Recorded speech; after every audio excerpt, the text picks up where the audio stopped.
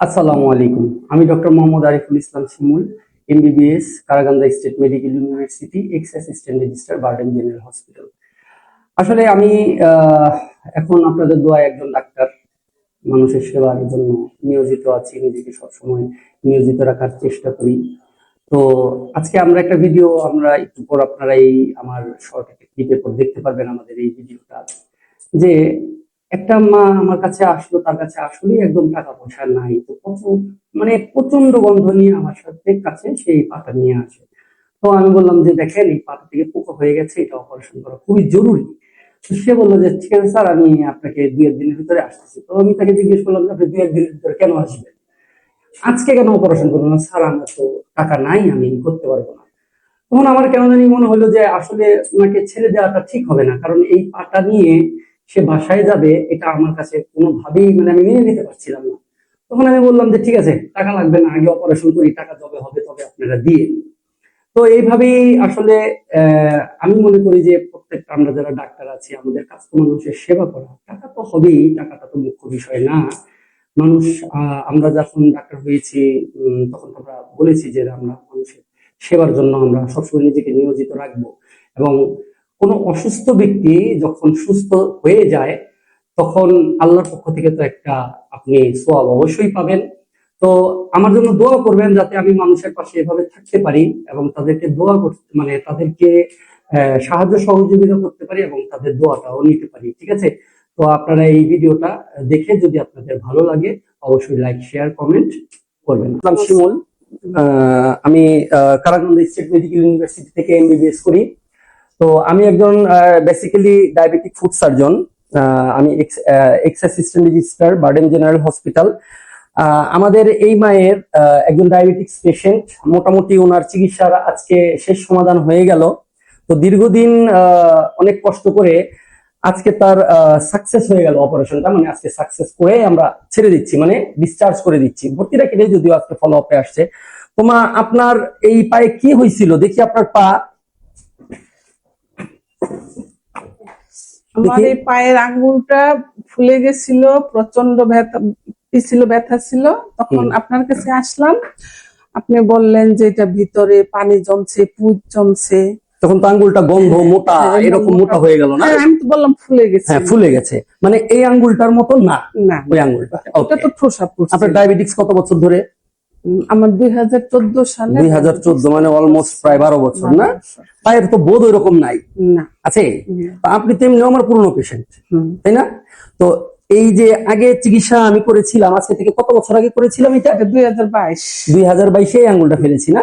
তারপরে মাঝখানে আর কোনো যোগাযোগ হয়নি আমার সাথে? না, হয়েছে। কোন কারণে? এই যে আঙ্গুলটা, এই আঙ্গুলের কারণে হয়েছে। কিন্তু যে আমি যে বলি 2 মাস পর পরে এসে যোগাযোগ করতে হবে, ওইটা হয় না। আমরা তো যে যখন আমরা সুখে থাকি আল্লাহর নাম ভুলে যাই, যখন আমাদের বিপদ হয় তখন আমরা আল্লাহকে ডাকি। সেটাই। তো এই যে আঙ্গুলটা ফেলে দিয়ে অপারেশন করলাম, এতে আপনি কি রকম চিকিৎসা পেয়েছেন এখানে আমার কাছে? আমি খুব ভালো চিকিৎসা পাইছি। আর এই স্যার আমাকে খুব হেল্প করছে। আমার কাছ থেকে কোনো তেমন জোর জুলুম করে টাকা পয়সা নেয় নাই। আমি যতটুকু পারছি ততটুকুই দিছি। ওনার কোনো তাতে অভিযোগ ছিল না। আমি বলছি যে স্যার আমি গরিব মানুষ, তাতে উনি মাইনে নিছে। আমি দোয়া করি যে স্যার ভালো থাকুক, সুস্থ থাকুক, এমন যেন সবাই আমার মতো ট্রিটমেন্ট করতে। আপনি যেদিন মনে হয় আমার প্রথম আসছিলেন, আপনার কাছে টাকা ছিল না? না, হ্যাঁ টাকা ছিল না। আমার অপারেশন হয়ে গেছে টাকা ছাড়া, কিন্তু পরে আমি টাকা দিয়ে গেছি। এখনো আমার কাছে টাকা পাবে। আচ্ছা, এখনো আমার কাছে কিছু টাকা পাবে। মেন কথা হচ্ছে আমার সবার কাছে এইটাই মেসেজ যে আপনি আজ হোক কাল হোক টাকা তো জোগাড় করতেন না, কিন্তু এই আঙ্গুল পতনটা কিন্তু উপরের দিকে উপরে উঠতো না। তাহলে কি আমি এই পেটা ফেরত দিতে পারতাম আপনার? না, হয়তো অন্য ডাক্তারের কাছে গেলে তারা বলতো যে টাকা জোগাড় করে নিয়ে তারপরে আসেন। কিন্তু এই স্যার তা বলে নাই। উনি বলছে আপনি ওটিতে যান, আমি আপনার ওটি করবো, টাকা ছাড়াই আমার পকেট থেকে টাকা দেব। আমি এই হেল্প পাইছি, এই হেল্প আমি অন্য কোথাও পাবো না। তো আমার কথা হচ্ছে, টাকার অভাবে বা টাকার অনুপস্থিতিতে যাতে চিকিৎসা না আটকায় থাকে, অপারেশন আমি করে দিব, টাকা তো আজ হোক কাল হোক দিবেন। আরেকজন দিয়ে গেল না? হ্যাঁ, উনি কিন্তু 70,000 টাকা দিয়ে গেল। স্যার এই মানবতাটা কারো থাকে না, কারণ আমরা জানি যে প্রথম হচ্ছে আল্লাহ, তারপরে হচ্ছে ডাক্তার। কিন্তু এটা সবাই মানে না। কিছু ডাক্তার আছে কসাই, তাদের কথা শুনলে সুস্থ মানুষ অসুস্থ হয়ে না, যায়। সব ডাক্তারই আবার ভালো। কিছু কিছু ডাক্তার আছে তাদের কথা শুনলে অসুস্থ হলেও সুস্থ বোধ হয়। এখন আমি মানি। আপনি এই পা দিয়ে হাঁটাচলা করতে কোনো সমস্যা হবে না তো?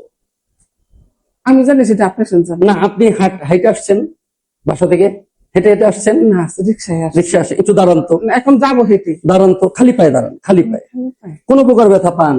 একটু হাঁটেন, না না না, কোনো প্রকার ব্যথা পান আমি না? একটু বাসায় হাঁটি, রান্না করে যাই বা বারান্দাতে একটু হাঁটি, তো সেদিন আপনাকে বলে গেলাম না, হ্যাঁ। না কোনো ব্যথা তো নেই। দেখছেন, এই সামনের একটা আঙ্গুল না থাকলে কিছু হয় না।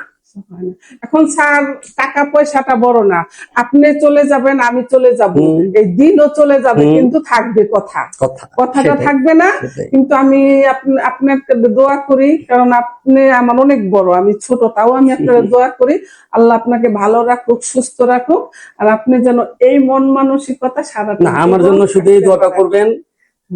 রিজিকের মালিক তো আল্লাহ। রিজিকের মাঝে ওই যে আমি তো বললাম, ওই প্রথম হচ্ছে আল্লাহ, তারপর হচ্ছে আপনি। তো টাকার অভাবে যাতে আপনি আমার বড় বা আমার গুরুজন ব্যক্তি, আপনি আমার পা ধইরা আমার ড্রেসিং করছেন, করছেন, তার জন্য আমি আপনাকে একটা সালাম করতে চাই। আপনি ভালো থাকেন, ঠিক আছে? আর আমার জন্য মন খুলে শুধু দোয়া করবেন, দোয়া ঠিক আছে? করি।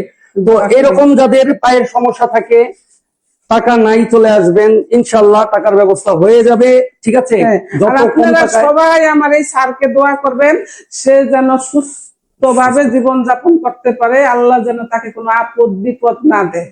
হ্যাঁ, এটা আমার জন্য দোয়া করবেন। আর মনটা ভালো, আমি জানি যে যার মন ভালো আল্লাহ তাকে সবসময় ভালো রাখে, রিজিকের মালিক আল্লাহ, ঠিক আছে? আর যদি টাকা পয়সা নাও থাকে, প্রতি 2 মাস পর পর টুস করে চলে আসবেন, ঠিক আছে? ভিজিট না থাকলেও আসবেন, থাকলেও আসবেন। আরেকটা সমস্যা, এই পানা মানে রাত, এটা দিনে হয় না, মানে শিরশির করে। ওগুলো আমি আস্তে আস্তে এগুলো ডায়াবেটিস কন্ট্রোল করে করে, এখন তো ডায়াবেটিস মোটামুটি কন্ট্রোল, এগুলোকে ডায়াবেটিক নিউরোপ্যাথি বলে, মানে পায়ের বোধ চলে যাওয়া, ঠিক আছে?